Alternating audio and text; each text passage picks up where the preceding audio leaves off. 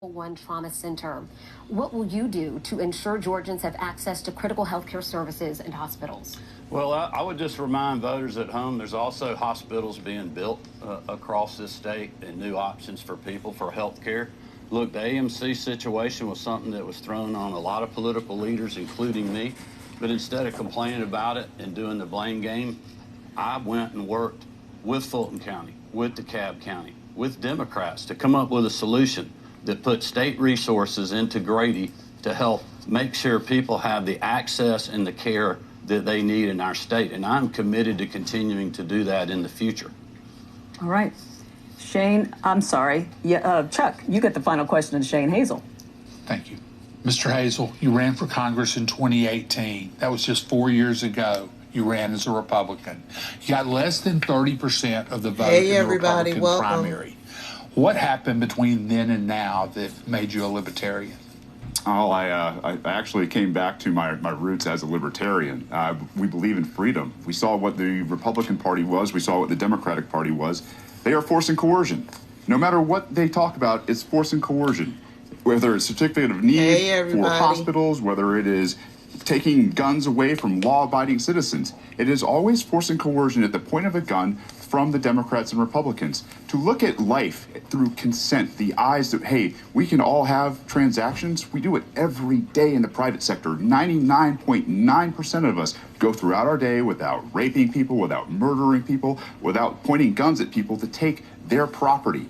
That is not what the government does under Republicans and Democrats, period. That's how I became a Libertarian.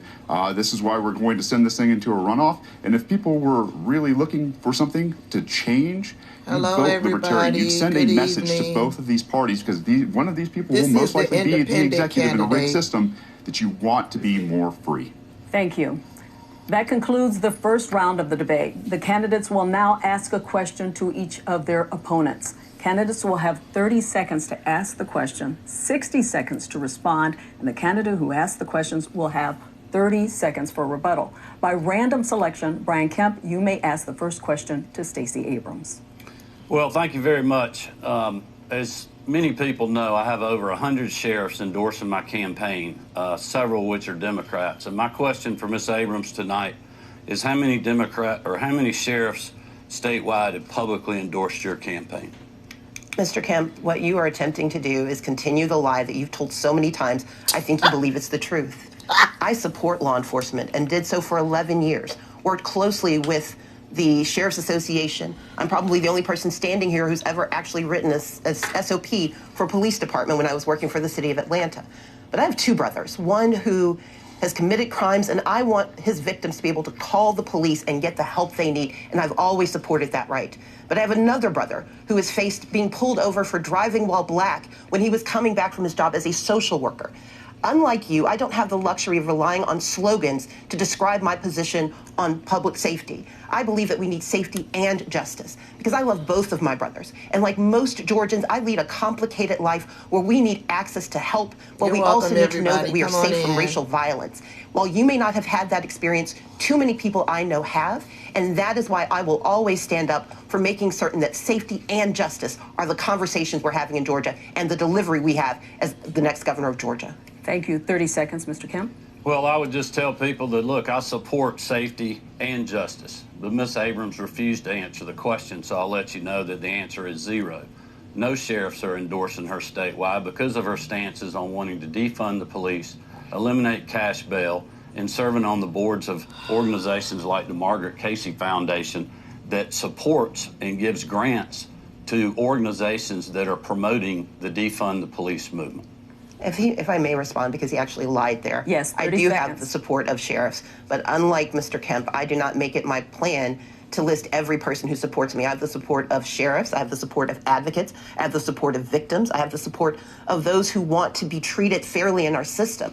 I have to have conversations with the entirety of Georgia. I don't have the luxury of being a part of a good old boys club where we don't focus on the needs of our people. And that is why my mission has been to put out very concrete plans explaining how I will serve justice, how I will serve safety, and how I will serve the citizens of the state of Georgia. 30 seconds, Brian Kemp. Well, look, I would just tell people, I know Ms. Abrams is upset and mad because these are things that she said. This is not me making this up. This is things that she said in interviews that she's done, and she's sitting on organizations that you can go look at the facts yourself. And that's why the men and women in law enforcement want a governor that is going to stand with them, who has been with them, not only to have their back, but also stand shoulder to shoulder on things like civil unrest and going after street gangs and human traffickers. Thank you very much. Stacey Abrams, you get the next question for Shane Hazel. Mr. Hazel, Republicans and Democrats have raised the alarm over the rise in the Chinese Communist Party-backed companies purchasing American farmland. To date, they've purchased more than 1 million acres of farmland in the state of Georgia. Would you agree with Mike Pompeo that allowing those purchases in the state of Georgia is a sign of madness? And would you be concerned about the national security implications of the Chinese Communist Party purchasing this land with the support of the state of Georgia? I see the setup for this question. I understand why it was projected at me. As libertarians, we believe that you own your property and that the state can't take it away from you and can't sell it or can't determine who you sell it to. The CCP, obviously, which is going through its own internal unrest right now, I believe is probably purchasing this with things like central bank digital dollars and yuan, which are also coming down to a critical nature where people are in uprising in China. What we need to look at is how these purchases are being made. Are we accepting fiat, CCP, yuan in Georgia as a actual currency? It's about as good as the U.S. currency, the fiat currency that we're about to have hoisted on us in terms of a CBDC. I'm not going to tell you or anybody else as governor how or who to sell your property to. And I imagine that in the end, the free market will work itself out. Thank you. Stacey Abrams, 30 seconds. The state of Georgia is watching our farmland be purchased by the Chinese Communist Party. And while that is not normally a conversation that we have, it is something that we should be concerned about. Agriculture is our #1 industry, and Georgia has 13 military installations. The fact that the state of Georgia is working with the Chinese Communist Party, using one of their technologies that both Donald Trump and Joe Biden have warned is very much a national security threat, should be of great concern to every Georgian. This is not about being concerned simply about who's owning the land, but it's about how much access to our information they have because of the state. Thank you. Shane Hazel, you may ask your question of Stacey Abrams. Yeah, I'd agree with you. The military-industrial complex is a big problem. It is. And the fact that we have people trying to come here to, I don't know, get a backdoor into our military, I think one of the things we should be talking about as Georgians and as executives is the Defend the Guard Act, where our military has been used very, I don't know, haphazardly around the world to go and take resources from the Middle East or now in Mr. Ukraine. Hazel, your question. This is my question to who? To Stacey Abrams. We've already switched gears. Yes. My question to you, I'm sorry. It's okay. I have hearing problems, guys. My question to you is, I mentioned CBDCs. As the executive of Georgia, when we come into a CBDC from the Federal Reserve, will you, as the executive, accept this CCCP-style currency? I believe that the conversation about currency is a complicated one. And part of the challenge we have is how this currency is transmitted, the very real security threats with digital currency, the hacking and mining of that digital currency should concern all Georgians. As the governor of Georgia, I will work very closely with the Federal Reserve, but also with the innovators and the entrepreneurs who do see an opportunity. But before we take a step forward that could put us at risk, our responsibility is to understand the complexity of what is happening with these transactions. And as exciting as it is, we also know it's deeply problematic when we do not have the adequate safeguards in place. That's one of the reasons I've raised concerns about WeChat and about the purchase of farmland. But what we know overall is that we need a governor who's conversant in these issues, who understands that, for example, in the state of Georgia, we have access to $3.5 billion in American currency that could be delivered tomorrow to save our hospitals and to save our lives. but our current governor has refused to accept those dollars. My intention is to do what's best for the state of Georgia every single day. Thank you. Shane Hazel, you get a 30-second rebuttal. Yeah. Working with the Federal Reserve, who's got us into the mess that we are in right now because of a centralized fiat currency, it will be absolutely worthless. They will be dangling carrots in front of the governor, in front of the executives, in front of the legislature to do exactly what their mandates are. If they are mandating that they take the property of people, then they will do it. If they want to invade your homes, your privacy, your businesses, they will do it because of CBDCs. All right. Stacey Abrams, please ask your question to Brian Kemp. Absolutely. Mr. Kemp, under He's your the leadership, Libertarian, there you is guys. currently a 100-year gap between minority-owned businesses and majority-owned businesses. Although minorities comprise 48% of the population, they only generate 12.2% of the business revenue in the state. And under every analysis that we have seen, it will take 100 years to close that gap, given the current process that you have in place. You served 4 years in the Senate, 8 years as Secretary of State in charge of businesses. You served 4 years as governor. What are your concrete, specific, targeted plans to decrease and address the racial equity gap currently facing contracting and purchasing for minority-owned businesses? Governor Kemp? Well, I would remind Georgians that the first part of my plan was keeping our state open for business and allowing all business people and working Georgians to work. When Stacey Abrams was criticizing me for Shut doing up. that, You were trying to kill also black pushing people. to get our kids back in the classroom. When again, Stacey Abrams was criticizing me for doing that. And you A were lot kissing of up to Georgians, Trump. including African Americans and other minorities, cannot go to work if their kids are not in the classroom. We have the lowest I don't know if it's on unemployment TV, you rate guys. in the I'm country streaming it for African from the Americans. site. We also were named we're in the top 10 of the states for black entrepreneurship in the state of Georgia. So our economy is incredible, and we will continue to work with all of those entrepreneurs in the days ahead and working class Georgians. You're right. Because That's we are not the what ones that she have been asked fighting him. for you when Miss Abrams was not. We were giving tax refunds. We were doing tax cuts. We were suspending the gas tax to help you deal with 40-year high inflation when she was criticizing us. Stacey Abrams, 30-second rebuttal. I would point out that Mr. Kemp did not address the needs of purchasing and contracts for black and brown-owned businesses, which is what he has It's not refused to on do for the TV. I last don't think it's on 16 TV. years.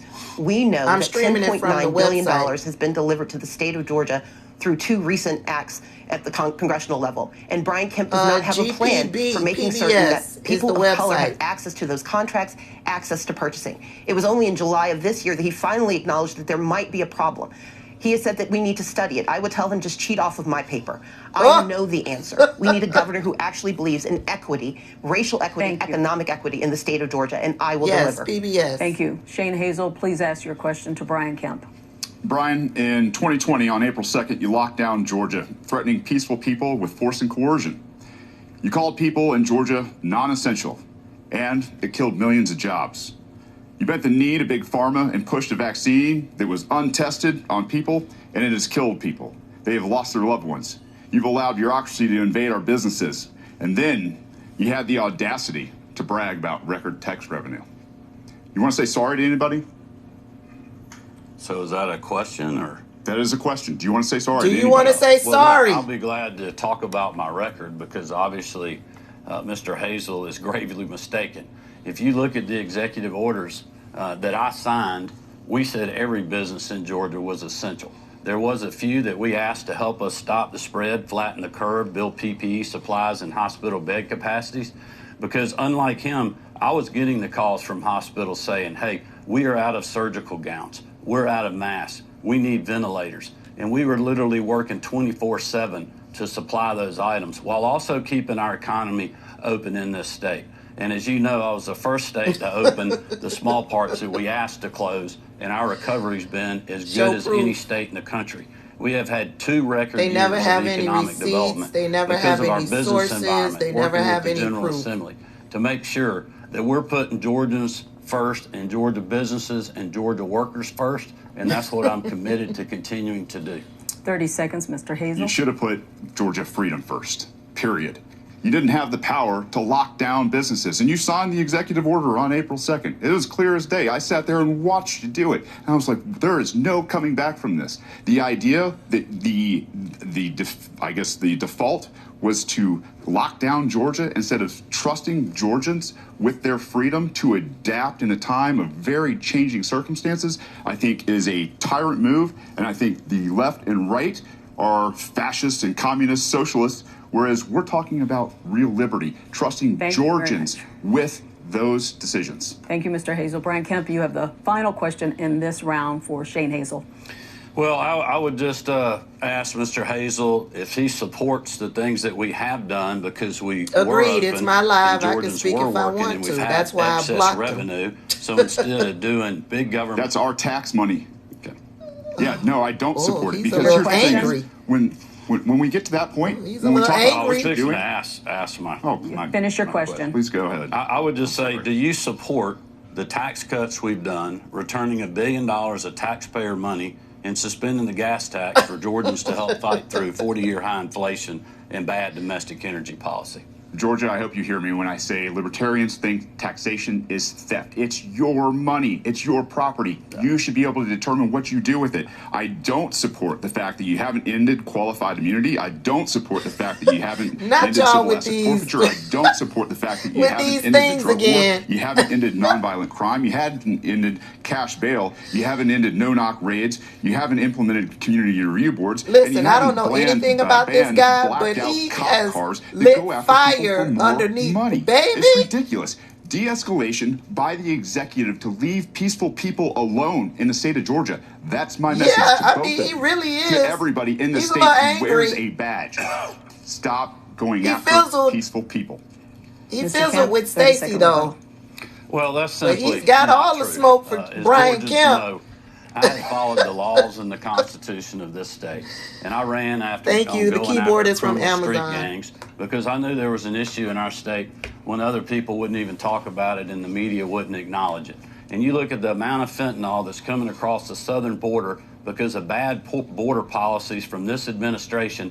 Every governor in the country is having to deal with that. So yes, I'm going to go after bad people that are selling bad drugs and killing our children and our other citizens. The free market way to do that would be to allow cannabis and psilocybin to handle the mental health issues. Okay, well, I wasn't talking about cannabis. I was talking about deadly fentanyl. Stop busting them then. Gentlemen, we're going to move on. That concludes our second round. For those just joining us, I mean, I'm not going to vote for him, but between candidates for governor. We will now go back to the panel to ask questions to the candidate of their choice until we run out of time. As a point of moderator privilege, I may also ask questions of the candidates, and I will determine when a rebuttal is appropriate. And I'm going to use that moderator privilege right away to ask some education questions. Mr. Kemp, if reelected, you've said you'll push for $65 million dedicated to fighting pandemic learning loss, hiring more counselors, and recruiting teachers to fill shortages. How do you respond to those who say you should have prioritized those academic-related issues over laws dealing with divisive concepts, parental laws, and obscene books in the past legislative session, even those who were pushing for those laws, in the end say they don't have much teeth? Well, look, we have been pushing for those things. You can talk to school superintendents around the state. We have worked with them really over the last year and a half, 2 years on learning loss. We've been working with our superintendents and other education groups. We've passed 2 different pieces of legislation dealing with the teacher pipeline, which is getting more teachers into the system. Our plan is working with higher education, including our HBCUs and others, to make sure we're getting more of the right people and more of them in the classroom to help mentor our children. This is really just the next step in the process. We are funding K through 12 education in this state more than we ever have per pupil, ever. And that's coming off a recession during the middle of a global pandemic. This includes my promised teacher pay raise of $5,000 that we completed in my first full term, despite having to deal with 2 years of a global pandemic and a recession. So I think it's incredible what we've been doing. But make no mistake, we have more a vote for the Libertarian is a vote for the Republican. Shane Hazel, if you're not voting blue, you're voting Republican, period. It's to put it in the hands of the private sector. The government education system that came from Prussia in the 1700s has obviously failed Americans. We don't understand economics. We don't understand our civil culture. We don't understand a whole lot about what goes on behind the scenes in politics. The idea that we want to privatize everything as libertarians is good for education. Think about Walmart having a monopoly on force to teach your children. It's insane. The idea that we do this with a government has side effects. We see them on a daily basis. We need to get government out of education. We need to allow parents to seek out the best education for their kids. And we also believe that they have the responsibility to do so. So to help fix this nation, start here in Georgia, is get the government and the admin out of the classroom and get it out of our lives. Thank you. Ms. Abrams, in education, you propose a boost in teachers' pay, more state-paid preschool slots for lower-income children and their families, and more. If you win the governor's race, you'll likely have Republican majorities in both chambers. Given what we know about partisan divisions, how will you get your education proposals passed and funded? So let's begin with what my proposals are. Georgia is sitting on a $6.6 billion surplus. That's money that we have after we've paid every bill, after we've put 15% aside for a rainy day fund. That is money that after we've accounted for increases in population. I love whoever did that. And I want to invest it in our children and in our families, beginning with making certain that we have pre-K slots. We have 4-year-olds on a waiting list. I've never met a 4-year-old who waits to turn 5. But we can solve that problem with the money we have right now. We can also give an $11,000 pay raise to our teachers instead of a $5,000 pay raise on layaway. We can make certain that we are increasing access to the pipeline because teachers aren't in the pipeline because they can't make enough money to take care of themselves and their families. And that is why under this governor, we have a 67% retention rate. Any other CEO who lost more than 30% of their workforce would be fired. And that is why my plan is to use the resources we have today to plan for today and tomorrow. We've got the money, and we have economists in Georgia and national economists who have looked at my plan, and they say it works. Check my plan out at StaceyAbrams.com. Check my map. It works. Thank you. 30 seconds. Yeah, I'd just like to let people know that, look, my plan is to use the revenue that we have because we've been open. If Stacey Abrams had been your governor over the last 4 years, you wouldn't have that excess revenue because she wanted the state to stay locked down and criticize me when I opened it back up. We have, in fact, been using this revenue, and will do so in the future, to do another income tax refund and put the money back in your pocket.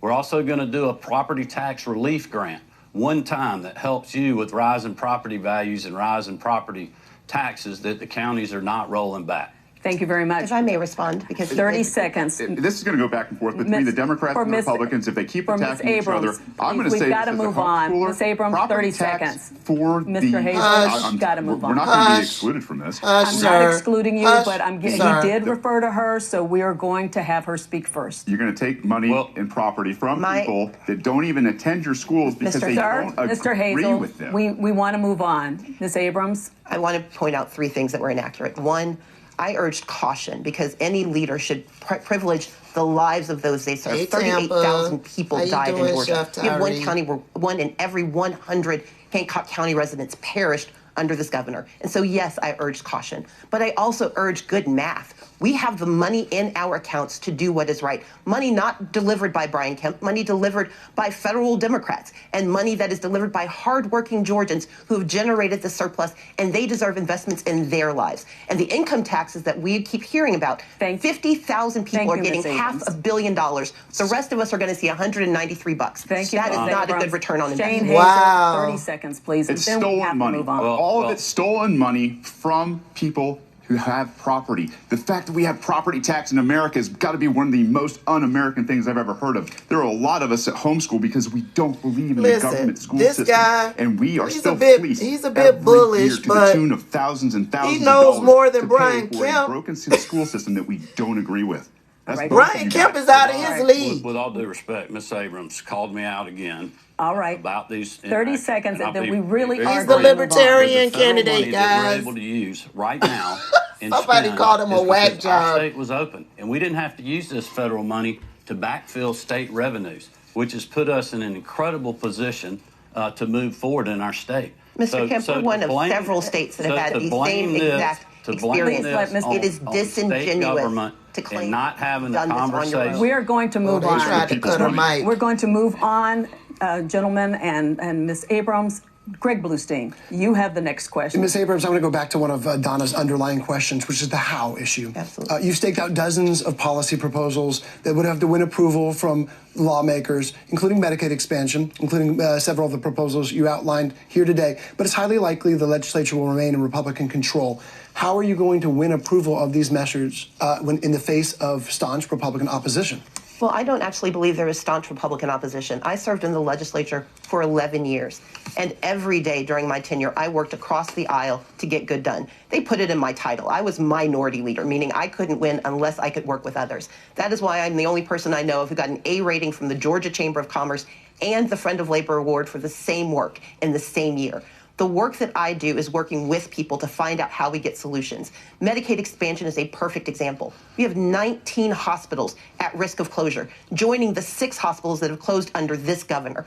We are sending a Brinks truck of $3.5 billion of our money to Kentucky, to Louisiana, to Ohio, because this governor will not accept the money. And the resources that we need in our state will come to our state when we have leaders willing to work across the aisle to bring our money home. But it's more important than that.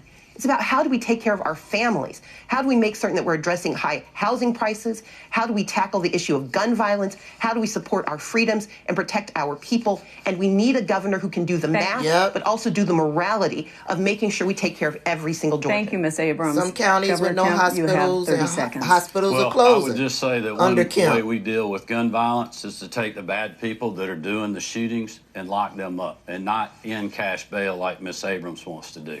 But listen, she's also said that the silver bullet on health care is Medicaid expansion, adding 650,000 people. Well, there's been 600,000 people added to the Medicaid roll since I've become governor. And the problem is it's a broken government program that she wants the government to decide your health care that will also kick 200,000 private citizens off their private sector health care. Thank you. If I may respond. 30-second rebuttal. Just Wait, talk about this. call her name. Ms. Abrams, you have a 30-second rebuttal. This is ridiculous. Number one, Medicaid expansion will allow 500,000 Georgians who are working people to get access to health care. That is a good thing in a state where we have people dying every day from cancer, from issues with health, issues with diabetes, issues with heart disease. But number two, the 600,000 people that he references who are on Medicaid, they are put there because of the public health emergency. And when that ends, they will lose health care, which will add more people who are on the streets unable to get health care.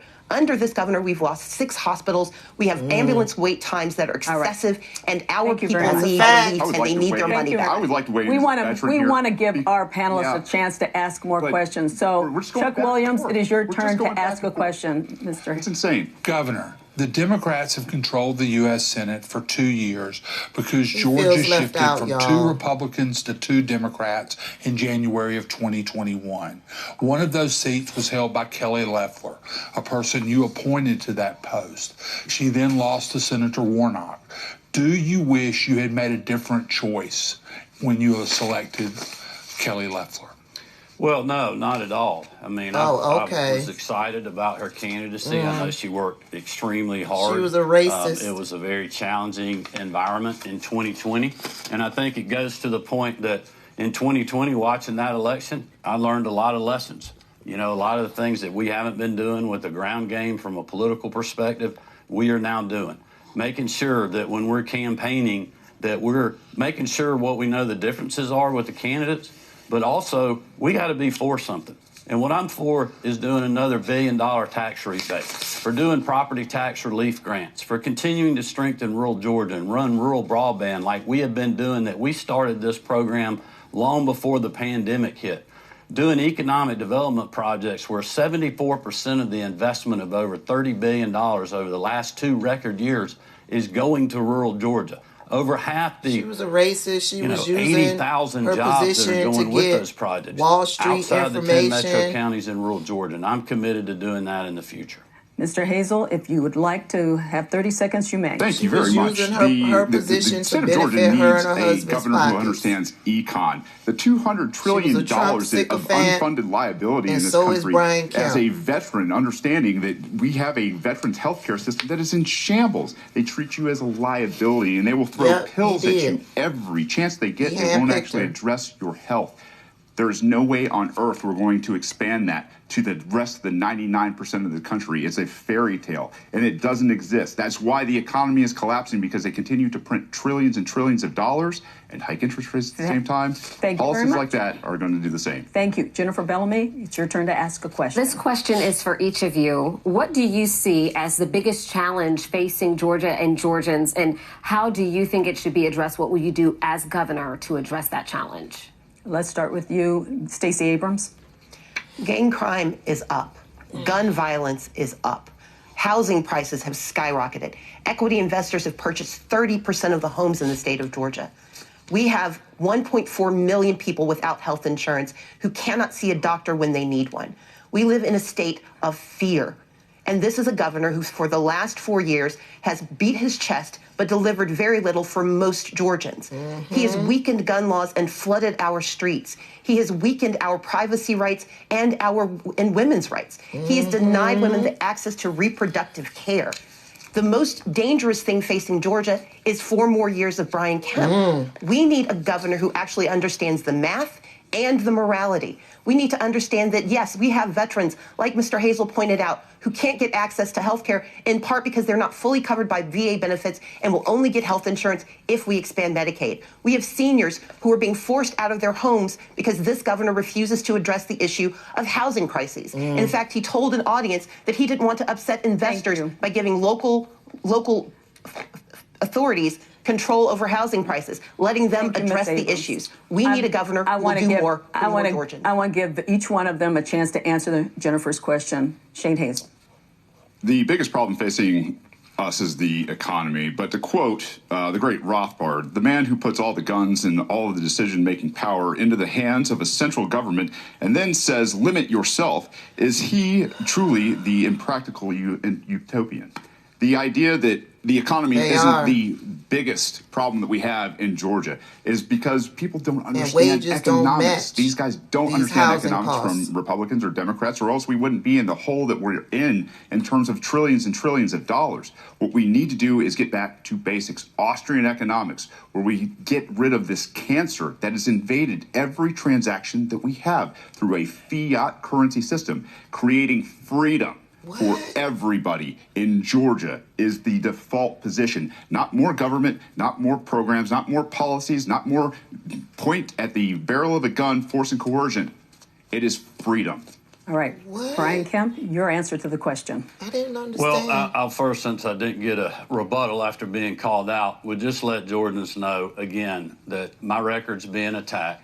Because Ms. Abrams doesn't want to talk about her own record. Question. If you look at what the state of Georgia and our First Lady, Marty Kemp, has done to raise the awareness on ending human trafficking, going after the perpetrators and supporting the victim, as well as us working with the General Assembly to give Medicaid benefits to birthing mothers up to a year after having that child and other things, shows you, our state, that we value life and that we care. But in the future, my focus is going to be what it was when I opened the debate, and that is helping you fight through 40-year high inflation and disastrous policies in Washington, D.C. I would remind you that Stacey Abrams campaigned to be Joe Biden's running mate. She supports these policies that have raised taxes on hardworking Americans and Georgians when they promised they would not.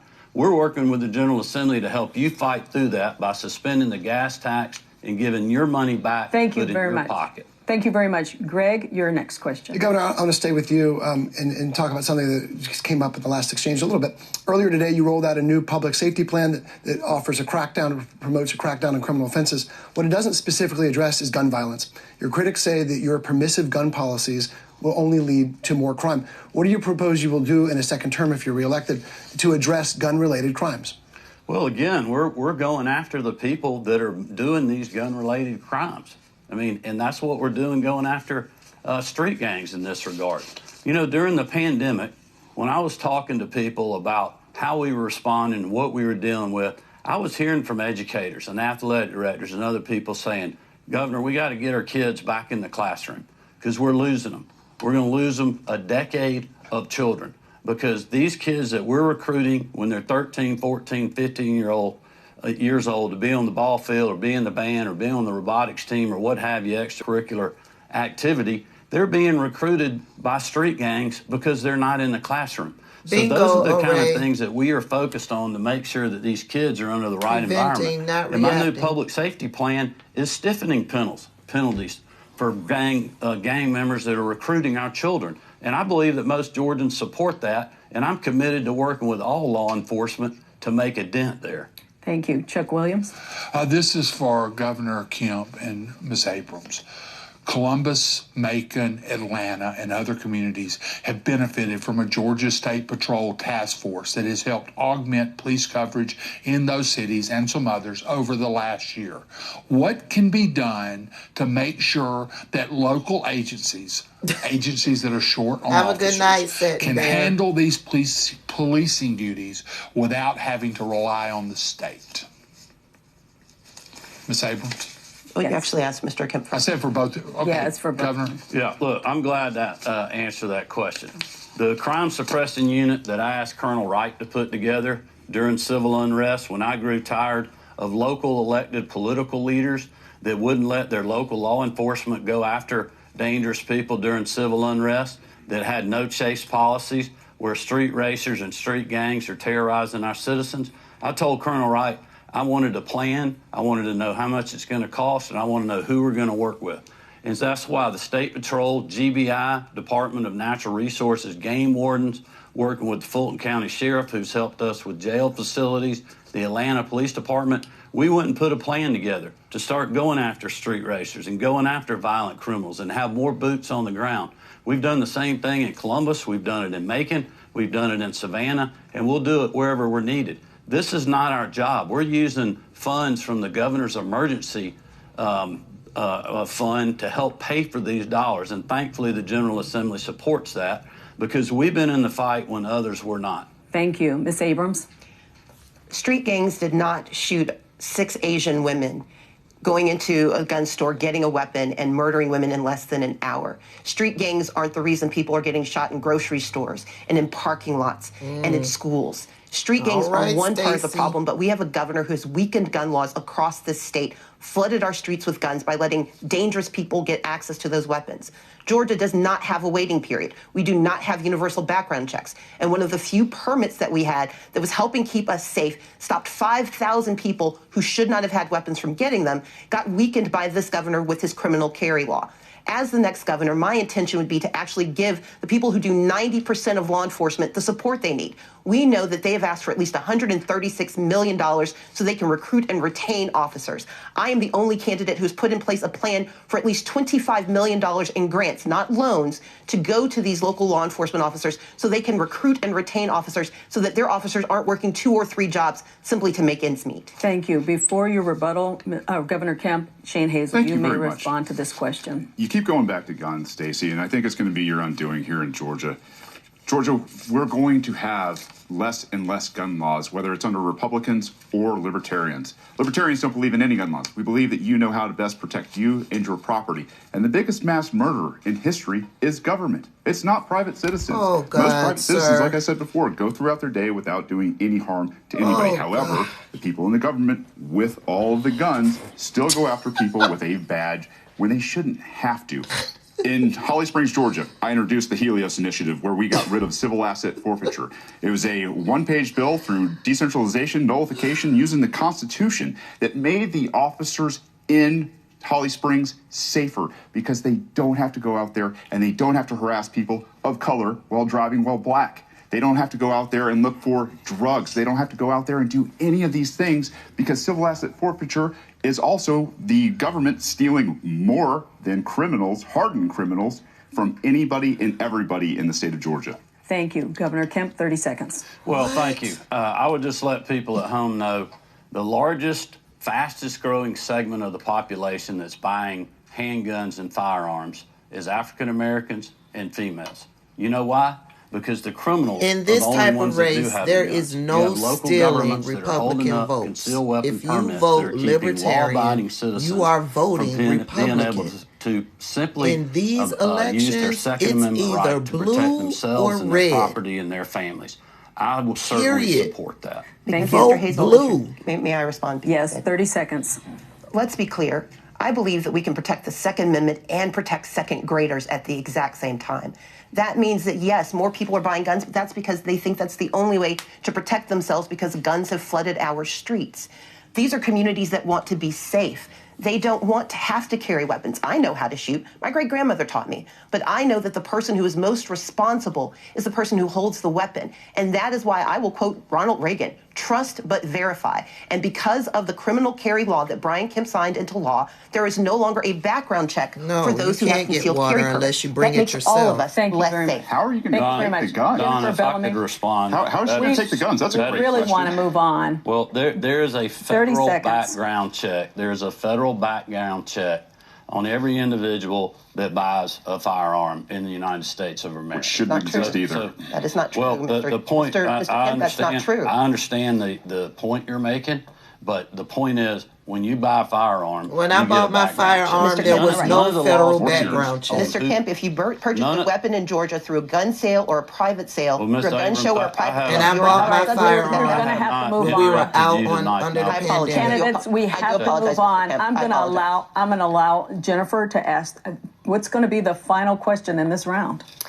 A study recently showed frustration among our nation's teachers with political interference into education with issues like COVID-19. They did a check. Critical race theory presenting additional challenges to a profession that's already dealing with low pay, falling interest, and people leaving. What would you do specifically as governor to recruit, retain, and empower educators for schools across the state of Georgia for each of you? Shall I? All right, we'll start with you, Ms. Abrams. And let me again apologize to Mr. Kemp for interrupting. This is a very important topic to me, and I apologize for my outburst. I will say that when it comes to education, we know teachers are leaving the workforce.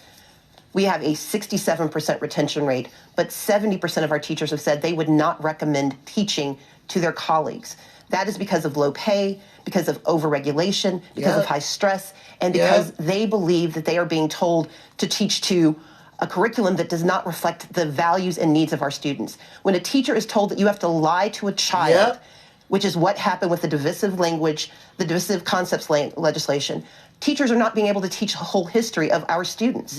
They're not able to tell their children what they need to know. As the next governor of Georgia, I will repeal those laws. I will increase pay, and I will make certain that all of our teachers can start and continue through their time well paid and well protected and well supported by the government. Unfortunately, we're running out of time, so only 45 seconds. So, Brian Kemp? Well, I would just say this is exactly why I did the $5,000 teacher pay raise that I ran on in 2018. We've also done a Parents' Bill of Rights to have parents fully engaged with their schools to make sure that they know what's happening in their kids. Quite honestly, people are tired of their kids being indoctrinated in the classroom. We're in 2022. But we've also worked with our educators on these pieces of legislation to make sure that they make good common sense. But I would also tell you that people are tired of these issues like not having fairness in girls' sports and other things. And quite honestly, it's woken a lot of people up. So we got to continue to have good conversations like we've done with our teacher pipeline legislation. People are tired of talking. Like we're doing with helping 9,000 parapros get fully certified to be in the classroom. Thank you very much. Shane Hazel, you get 45 seconds. Your question raises a lot of interesting points. A lot of these teachers, like my own wife, has left the profession of teaching to homeschool, to go to private school, to do something outside of this narrative where admin from the federal government and the state government is forcing them to teach things they don't want to teach to test. They can't stand the administration who makes six figures. It is bloated. It is absolutely gotten out of control. We need to nullify property tax. We need to let people get out of the system. We need to allow the private sector to work. Because before education was put under the thumb of government here, we had some of the brightest, most well-read people in the entire world. And that's what we need to bring back. From 2018. Thank you very much. We are running out of time, so that is all the time we have for questions. Each candidate will now have only 40 seconds for a closing statement. And Brian Kemp, you get the first closing statement. Well, first of all, let me thank the Atlanta Press Club for having us. When I ran for governor in 2018, I promised to put hardworking Georgians first ahead of the status quo and the politically correct. I said shortly after being sworn in, I would work hard as your governor every single day for all Georgians, whether you voted for me or not. I'm so optimistic about the future of our state, the lowest unemployment rate in the history of the state, the most people working, and economic opportunity in all parts of our state, no matter your zip code or neighborhood. Stacey Abrams said Georgia's the worst state in the country to live. Well, Marty, the girls and I disagree. We think Georgia's the greatest state in the country to live, work, and raise our children, and that's why I'm asking for your vote and support to keep it that way. Thank you, and God bless. Thank you. Stacey Abrams, 40 seconds. I, too, want to thank everyone tonight for your support. And I want to point out that Brian Kemp did make promises. He promised to keep us safe, but crime has gone up. He promised to protect us, and yet he's attacked our freedoms. He has promised to take care of our families, and yet the rising prices in Georgia are rising because he refuses to expand Medicaid, because he refuses to tackle the affordable housing crisis that we have, and he's sitting on $400 million of our money that he will not spend to keep us under roofs and in our homes. As the next governor, I want us to have more money in our pockets, more protections in our lives, more freedoms in our days, and more opportunity in our communities. I see all of Georgia, and as the next governor, it would be my intention to serve all of Georgia. I encourage you to go to my website, StaceyAbrams.com, and please make a plan to vote, and know that I'm asking you for your vote tonight. Thank you. Shane Hazel, you get the final 40-second closing statement. Georgia, you are essential. We are in changing times. Technology, money, politics are all changing incredibly fast. As humans, our superpower is our ability to adapt to a changing world. Why don't y'all like this man? To adapt, our passion and genius is unleashed when it is free. Free from tax, free from government and their lockdowns, free from government mandates, and free from force and coercion. You know best how to adapt and run your life, and that is your right to do so. It is time peaceful people were free to take on the challenges we face. Our message to the government is simple. It's time to leave peaceful people alone. If you believe the government is so damn essential. We have to go. So he doesn't want any type of government, period. That concludes no our government debate. We'd like to remind voters that Election Day is Tuesday, November 8th, and early voting has already begun. Our thanks to the candidates and to our panel of journalists. We'd also like to thank the Atlanta Press Club for arranging today's debate. For more information about the debates they will host this election season, visit atlantapressclub.org/debates. I'm Donna Lowry. Thanks for joining us for the Atlanta Press Club debates. All right, you guys, that is it. It has been a long, busy day for me today. And I'm going to call it a night. If you came in after it started, once this video processes, I will re-upload it to my YouTube channel, Tabitha Speaks Politics, and you can re-watch it over there. Is that what it is? They don't want any government regulation whatsoever. So what? How would we do that? No government regulation?